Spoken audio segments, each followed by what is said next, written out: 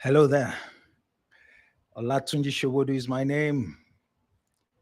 And once again, it's a pleasure to be with you this morning for those who are in the morning. And if you are there at any other time, greetings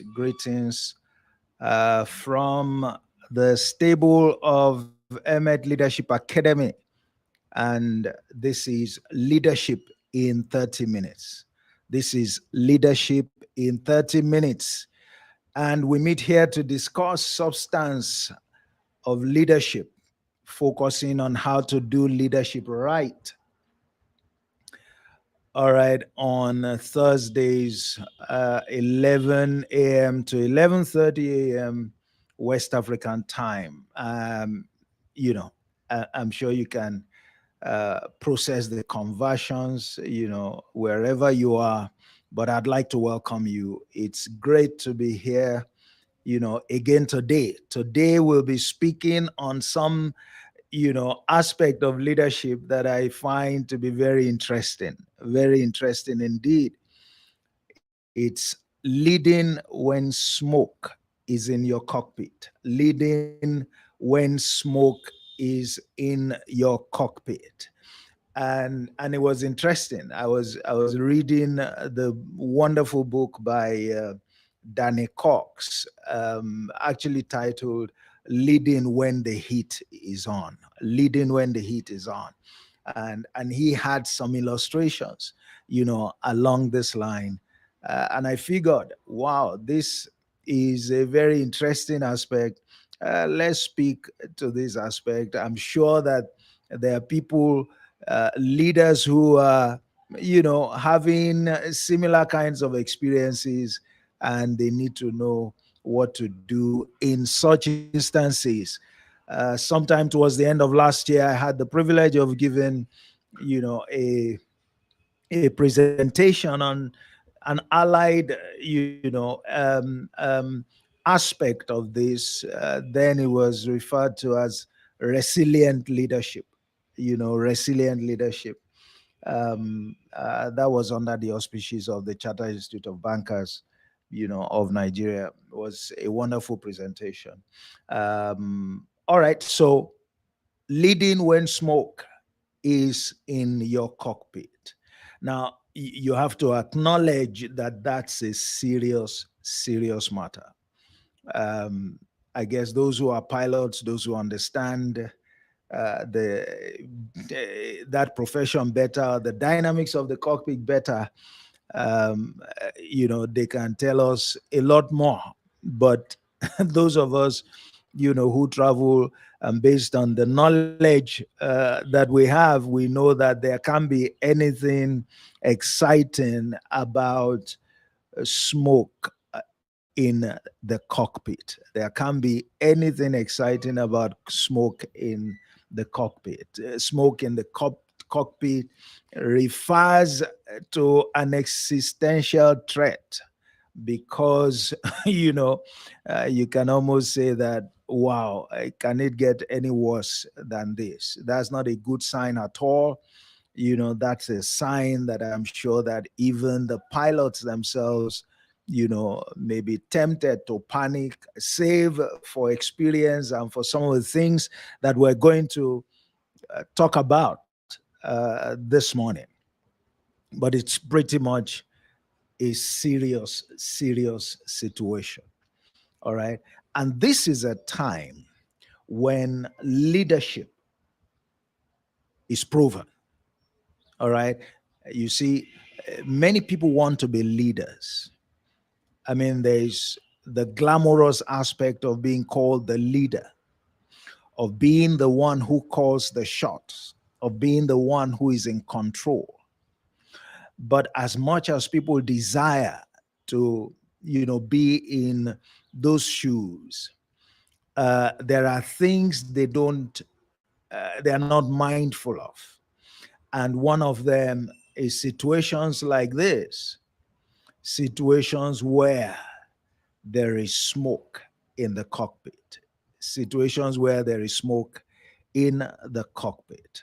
All right. And that's when true leaders are proven. That's when true leaders are proven.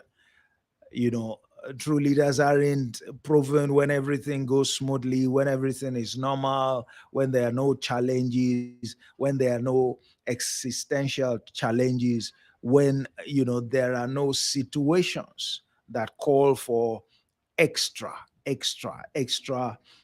input, effort, experience, knowledge. um, so these situations are pretty critical. All right. And as much as they are an existential threat, they're also a powerful opportunity to make an impact, to earn respect, to earn the trust that every leader needs in order to succeed in their assignment. Okay. And there will be situations like this. All right. I mean, smoke doesn't, come up in the cockpit very often. Okay, because I think a lot of effort is put in place, all right, in terms of maintenance and all of that, but when they do happen once every now and then. And when they do happen, it's a critical moment. It's a critical moment, all right. But as we said, the threat is existential. It can destroy everything that everyone has worked for. It can destroy a team. It can destroy the entire organization. It can make nonsense of, leadership. It can really quickly turn into a disaster. It can really turn into a disaster. But this is when true leaders show up. This is when true leaders show up. This is when true leaders show up. Okay. And I guarantee you that in those situations, your people will be watching. In those situations, your people will be watching. They will be watching, they would be paying so much attention like never before. Why? Because of the threat. All right. In a way, is self preservation, so to speak. Okay. But they'll be watching. And more importantly, they'll be looking up to you as the leader. That's not the time that your followers want to take initiative. That's not the time that they want to, see what they can do themselves to handle situations like that. That's a time when all eyes are on you, because you call yourself the leader. At that point, all eyes are on you. All eyes are on you. What are you going to do? Everybody's depending on you. You say you are the leader. Now you need to prove it. There is smoke in the cockpit. There is trouble. There is fire on the mountain, and everybody is under threat of destruction. Okay, and everybody is looking up to you now, so that you live up, you know, to your designation as the leader. All right, but the interesting aspect of situations like that is that because the eyes are focused on you, it's an opportunity for you to prove your worth. It's an opportunity for you to show that you are a leader indeed. And as you would see, in a few moments, that um, a lot of good things can happen in situations like that. A lot of good things can happen to the leader in situations like that. Things can actually work out in your favor, all right, in situations like that. Okay. And so, um, we'll look at it and see what good things can happen even in situations like that. What good things can happen even in situations like that. Okay. Now, I want to say very quickly, I have been in situations like that. And I remember at least three different times, you know, um, in my banking career years ago, where, I remember one time that suddenly, we had a visit from the, well, we call it in Nigeria, the EFCC. It was like a raid of the bank at the time. They were conducting some investigation on a customer of the bank. And if you know the way they operate, they just swapped on the bank before some of us even got to work. And as we were approaching the bank, we were being told what was going on, and the doors were shut. It was a pretty, you know, it was a pretty precarious situation. And such situations, if not properly handled, it can, actually even lead to a run on the bank. And if there is a run on the bank, that's it. If there is a run on the bank, you know, not many banks can survive, a full blown run. And here was a relatively small bank, and we had that kind of situation. There was another instance where we were having challenges with liquidity. And in this particular instance, we had a very, very important client. It was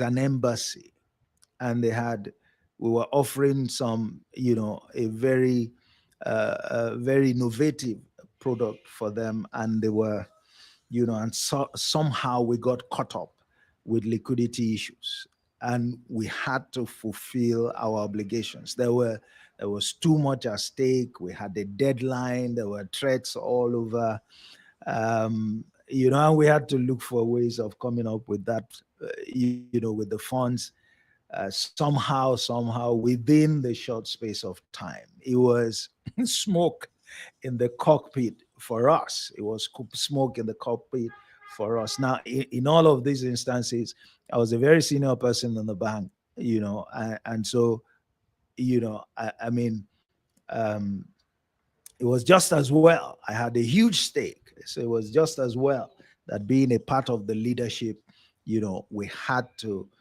take steps to deal with the situation that could also have been an issue. And then I remember the famous, period of consolidation where suddenly the capital requirement of banks was increased, so significantly, and every bank was running around, to see how to survive that era. That era was also very challenging.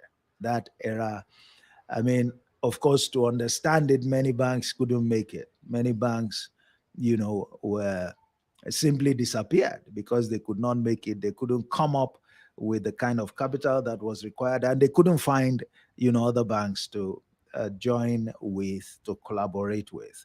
Now, each of these instances were smoke in the cockpit, situations. I mean, for us as the leadership at the time, and for me because I was, a key member of the leadership of the bank at that time. So, I had these experiences. Okay, I mean, real life experiences. We had to confront these issues, but I'm glad to say that in all of them we did win. I mean, the AFCC thing came and passed. It was very well managed. The liquidity thing came and passed. We sorted out, the embassy um, on time, and still you were able to keep our reputation intact and hold our heads high. And we made it through the consolidation period as well. So, smoke in the cockpit situations are not death warrants. They are situations, they present themselves, they are tricky, they're challenging, but you can overcome. You can overcome them. You can overcome them. And we did overcome them. If we could, I know that anyone can. All right. So, what do you do in these kinds of instances? What do you do? And I'm, again, our custom is we teach leadership based on biblical principles. We draw a lot from The Bible, which is the source of truth for the Emet Leadership Academy. We, develop leaders or nurture leaders based on truth. And so I want to use an example of a smoke in the cockpit situation from the Bible. If you look at it, Mark 4 is one of those instances. I mean, it's a story that you find almost in all the Gospels, where there was real danger looming. And what transpired there, Jesus and his disciples, his team, they were in a boat and they were crossing from, one city to the other. And lo and behold, all right, there was a huge storm. There was a huge storm that suddenly came up. And that storm basically threatened the entire team. All right. This was an existential threat because the storm was so much. It was called a great storm. The waves of the sea were beating, into the ship, and all right, the ship was filling up with water, and that's not great at all. That's not great. You can imagine the kind of situation, painted therein. And Jesus was somewhere behind the ship and he was busy sleeping. All right. He had walked the whole day, he had taught and taught. And while on that journey, he felt, let me catch some sleep. But then, without any announcement, the smoke in the cockpit situation arose. The smoke in the cockpit situation arose. And so, what did the people do? And the people were fearful. All right, they ran to him, woke him up, and said, "Sir, don't you care that we're going to die?" All right, that was the way they saw it. I mean, smoke in the cockpit situation, if nothing is done right now to handle this situation, we're going to die. That's a smoke in the cockpit situation. If you have smoke in the cockpit, in reality, and you can't figure out how to deal with it or what's going on, is not a very pretty situation. It's not a very pretty situation at all. And so here, that was what was happening. And so Jesus stood up and then, in some cases, he looked at them and said, "Why are you guys so fearful? Why is it that you don't have faith?" And then he spoke. All right. He rebuked the wind and said to the sea, "Peace, be still." And that was it. And that was it. So the smoke in the cockpit situation described in that particular, circumstance or situation was effectively handled. All right. And these things are given for our example. We can learn some very important lessons from examples like this. And this story, is represented in Mark chapter 8, verses 23 to 27. You find it also in Luke chapter 8 and verses 22 to 25. All right. But let's quickly go through what are those things that you need to do.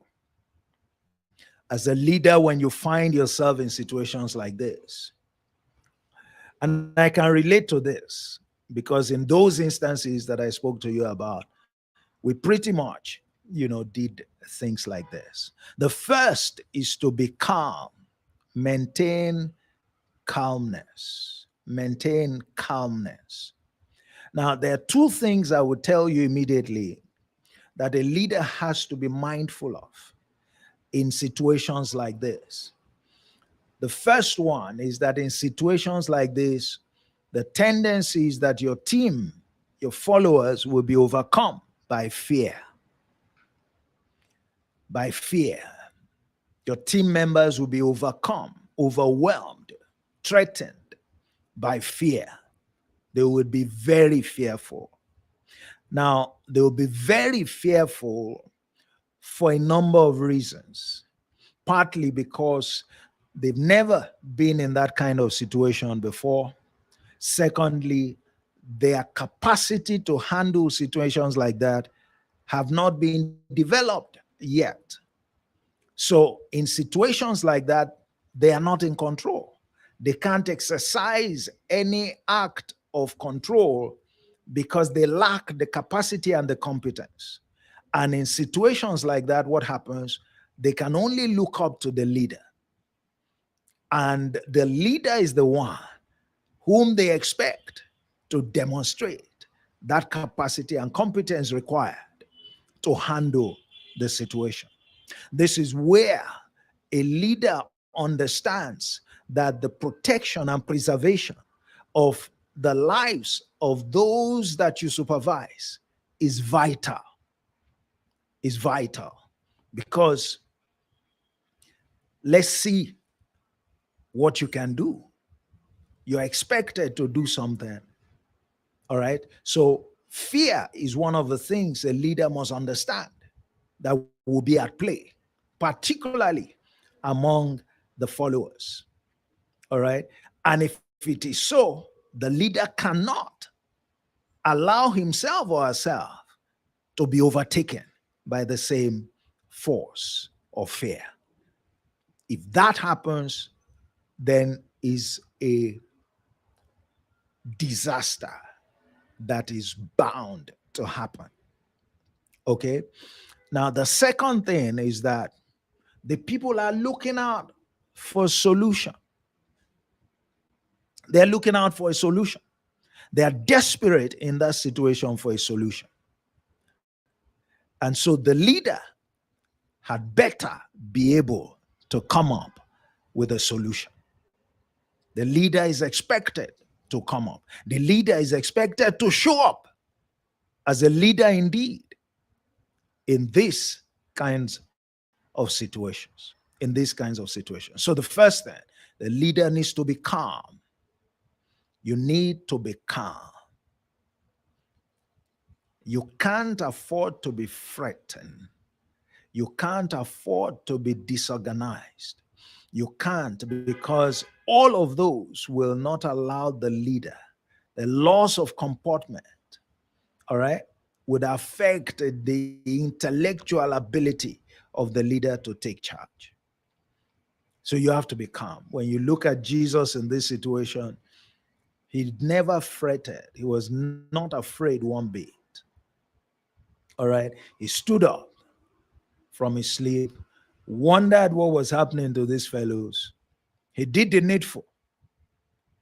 All right. He was calm. You need to be calm. You need to be calm. That's number one. Number two is that the leader needs to reassure himself or herself. Reassure yourself that this is a situation that is not beyond what you can handle. Very important. You must approach that situation with this mindset that it's just one of those situations, it will pass. There's a way out of it, we will deal with it.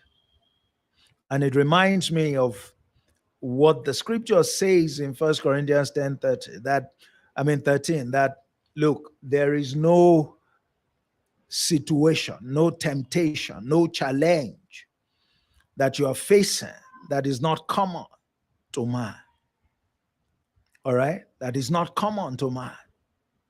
But God is faithful. He won't allow you to be overcome by it. With it, he will make a way of escape so that you can bear it. Now, you look at how that statement, that scripture reassures you that if you know what to do, if you are focused, and you're looking in the right direction to the right sources, that such situations, smoke in the cockpit situations, can always be handled effectively. All right. And now, so one of it, of course, is, your faith in God. But that's not all there is. There is also, as you would come to discover, your competence, your knowledge base, wisdom, and your experience, all right, in handling situations, you know, like a leader. So reassure yourself. That helps to build your faith as you confront the situation. You come against the situation with a can do, a must do, all right, and I will overcome, we will overcome mindset. It makes all the difference. It makes all the difference. It makes all the difference. And there's a third one, and this can be a bit controversial. And you would say, if there is smoke indeed in the cockpit, how can anybody get excited? Yes, you need to get excited. You need to get excited. And, that draws from, James chapter, 1, and you see what it says there in verse 2. It says, count it all joy when you fall into diverse temptations or diverse challenges, in knowing this, that the trying of your faith works patience. But let patience have her perfect work, so that you may be complete. You may be perfect and complete, wanting nothing. So you need to get excited. Count it joy when there are situations like that. It's an opportunity for great things to happen. I said earlier on that great things happen even in situations where there is, smoke in the cockpit. What are the great things? He said, look, count it joy. He said, because when your faith is tried, which is what situations like that do, all right, your people are fearful. Their faith is tried, they succumb to fear. But you, as a leader, must not succumb to fear. All right, you count it joy. And they, like I said, they are watching you, they are looking at you, okay, because you know that this is a trial of your faith. You see, the reason why it's important to reassure yourself, it's a trial of your faith. But you know that when you stand strong in the face of that challenge, you develop, your patience developed. Okay, it is perfected. Your faith is strengthened, and you are complete and entire. You are perfect and complete, wanting nothing. What it means is that at the end of it, you build capacity, you build competence. Every time you face situations like this, knowing exactly what to do, all right, knowing that yes, it's not piece of cake, but you can overcome it. You know that at the end of the day, by the time you overcome it, you are not the same person. You are enhanced in capacity, you are enhanced in competence, and you are more empowered to lead. All right, going forward. You are more empowered to lead going forward. So situations like this, when there is smoke in the cockpit, actually empowers you to become a better leader. When you go through it, it empowers you to become a better leader. I spoke about 3 different situations that I faced, while I was in the bank, many years ago. It certainly made me, stronger, a better leader. It strengthened my ability to endure temptation, challenges, and to confront, with that mindset that there is a way around it. I will, conquer. And when you come to issues like that, your people can but, show greater respect for you. So get excited. He said, count it all joy. There is reason why you need to be joyful at the opportunity all right, to learn, at the opportunity to put to use, all right, what you have learned in the past, at the opportunity to develop capacity and greater competence to be able to do leadership right. All right. So if you are not counting it joy that you have a God who can help you through, count it joy that you have an opportunity to become better, to grow, all right, to become more capable, all right, of leading people as a result of that experience. And then number four, now you need to step up to the challenge. You need to step forward, step up to the challenge, take charge, and show that you're truly the leader. That's not a situation when a leader is looking to the followers to be the one to take initiative or to exercise discretion. No, this is where we know if you are truly qualified to lead or not. This is where you really have to answer to that name, leader. What do? You must take charge of the situation. That's what Jesus did. Once he came off, he stood up, he took charge.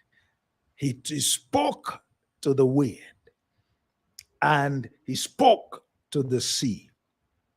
All right. There was no question about who was in charge. There was no question about the fact that he took actions that resolved the situation. Okay. He showed up in truth as the leader that he is. So you have to step forward, step up to the challenge, show up and take charge. It's not a time to abdicate responsibility. It's not a time to be looking for, who among the people can help. No.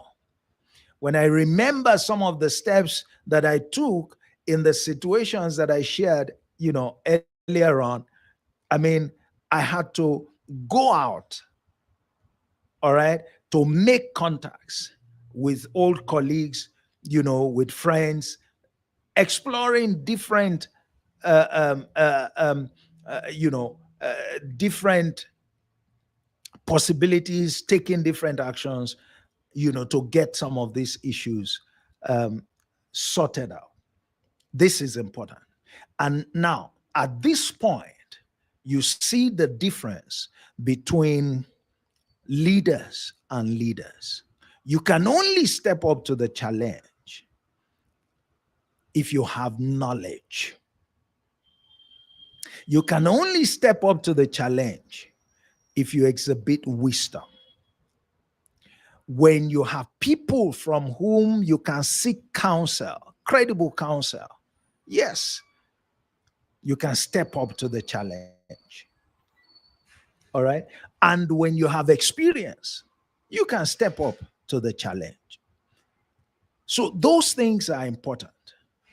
This is one of the places where the need for a leader to be well grounded in knowledge, the need for a leader to continue to learn, the need for a leader to be anchored to other leaders from whom he or she can access counsel,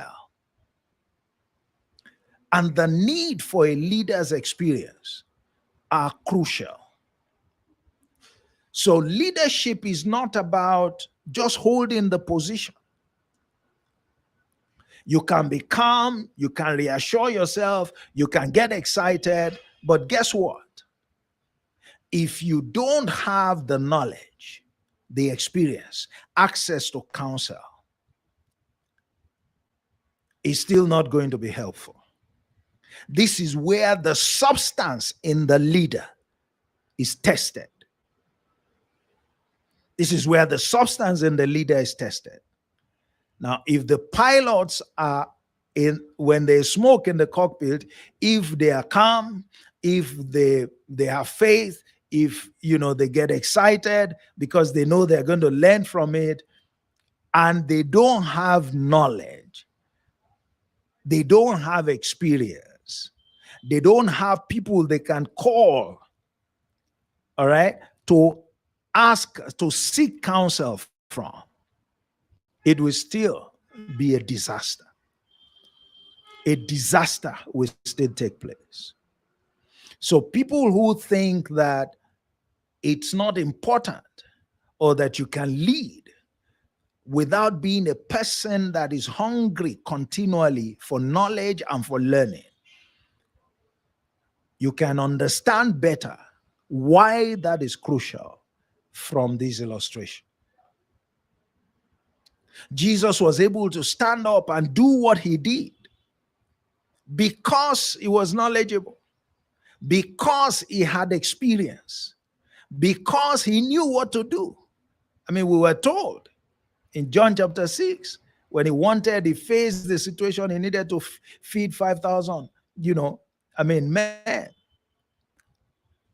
He said he himself knew what he would do. That's the making of a leader. He had a situation before him. It was the first time he was going to do that, but he himself knew what he would do. That is, he had sufficient knowledge and insight. He knew how things was going to play out. He knew what he needed to do. He knew what steps he needed to take. All right. So even in a situation where there's smoke in the cockpit, the pilot must know the things to do, the things to check, the things to fall back on, the things to disable. All right. So that that situation can be brought under control until everything is normalized, until there is a safe arrival, of the plane. So this is very important. This is very important. Some people will say, in that situation, the leader should be able to think fast. I agree.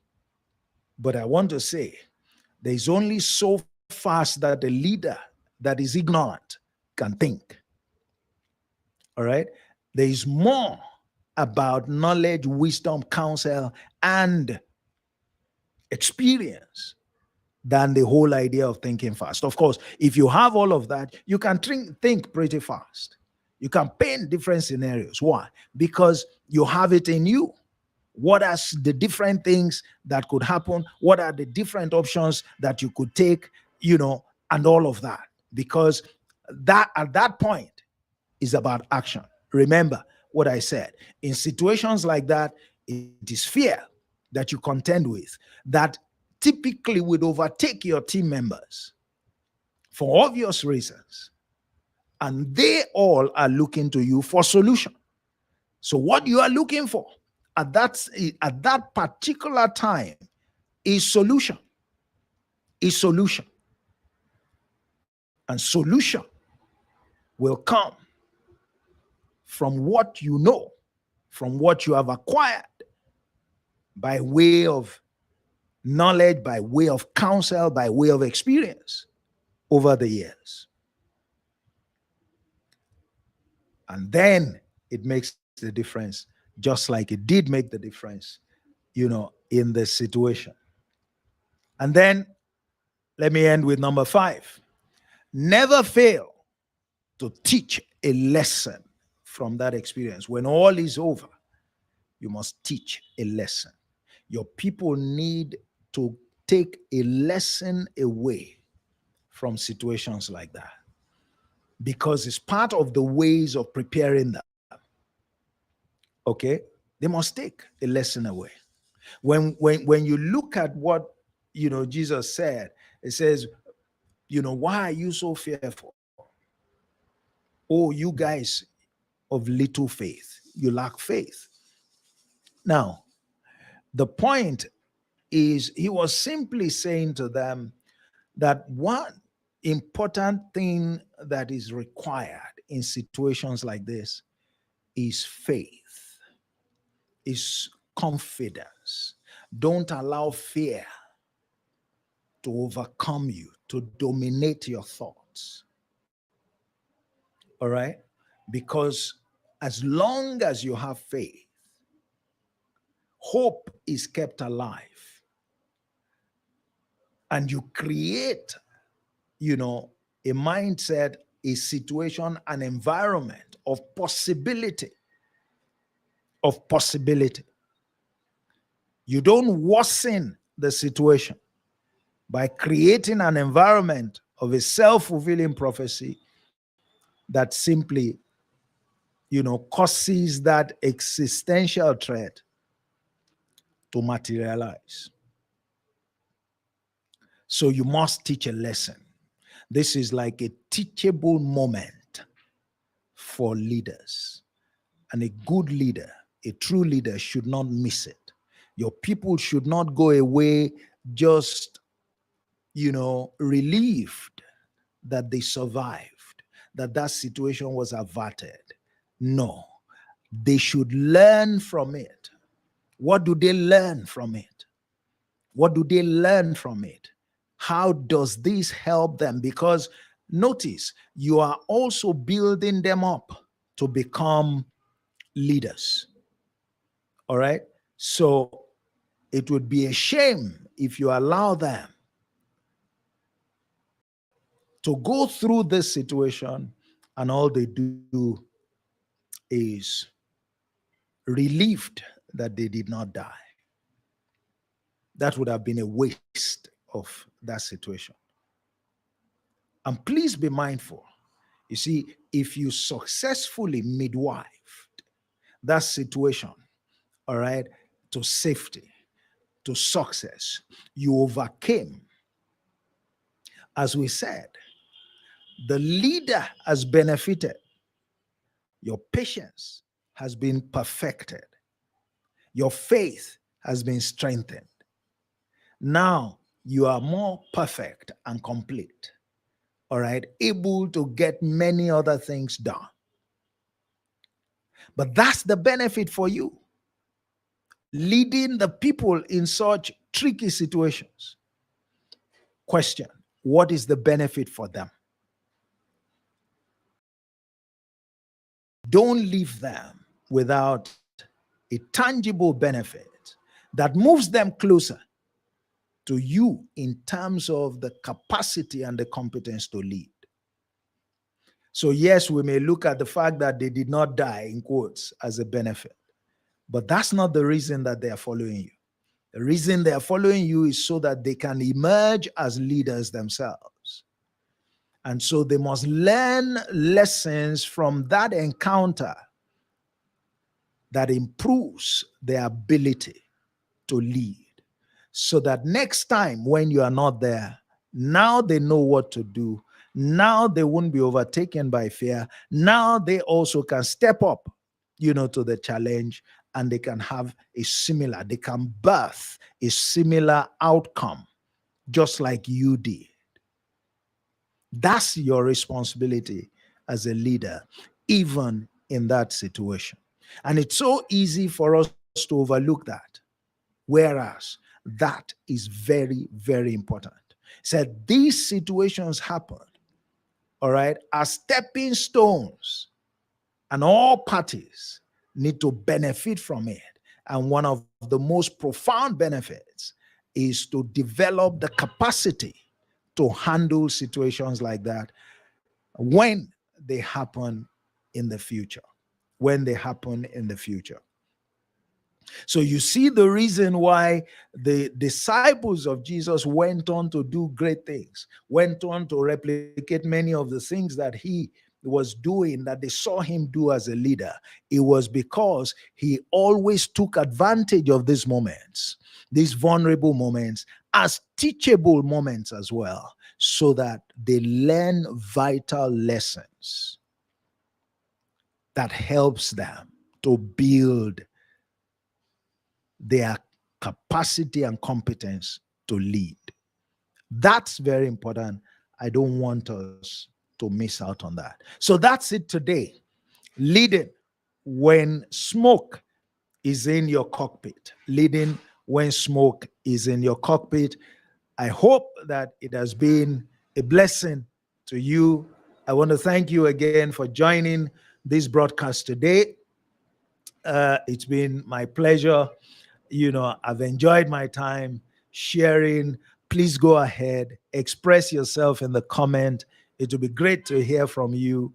We love feedback. I love feedback. And if there are any aspects that you want us to speak to, please let me know. Subscribe to my channel on YouTube if you have not already done so. If you have any questions, check the description. You can reach out to me. If you are interested in mentoring or coaching, in the area of leadership, and especially, nurturing your ability to lead based on truth, feel free, check out some of our programs in the description, and or reach out to me. Be rest assured, that we're available to help in every and any way, that we possibly can. And I'd like also to invite you to consider joining the Profit from Parables Bootcamp.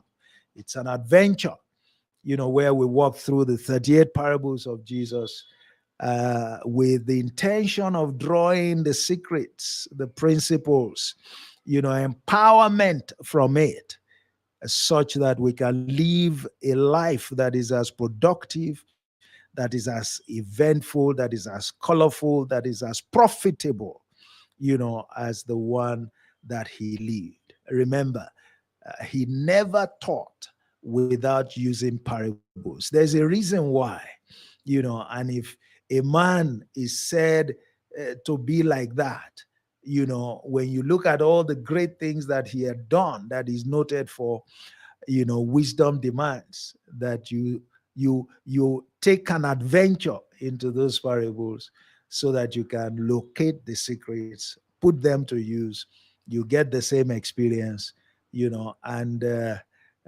I can tell you it will be wonderful. I'll be leading, you on that adventure.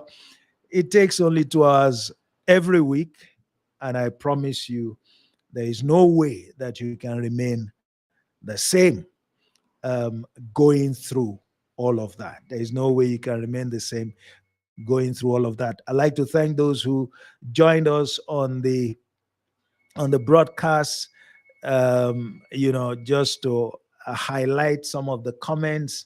I think this comment is from LinkedIn. Sorry, my platform doesn't show the name. Thank you very much for joining. Somebody says thank you also. Thank you. Grateful that you were able to learn one or two things from what we shared. That encourages us. Be on the lookout, for another session this time next week. And next week, I'll be speaking on the subject leading by impartation. Leading by impartation. That's what we'll be discussing next week. Make it a date, is same time. And please share the link. Share the link with your friends, with others. Today, it's been leading when smoke is in your cockpit. And I believe that you know how to deal with that whenever it happens. It's leading in 30 minutes. That's what we discuss on Thursdays. And my name remains Olatunji Shobodu. My name remains Olatunji Shobodu, CEO and founder, Emmet Leadership Academy. All right. So enjoy the rest of your week, and God bless you. Bye-bye. Thank you.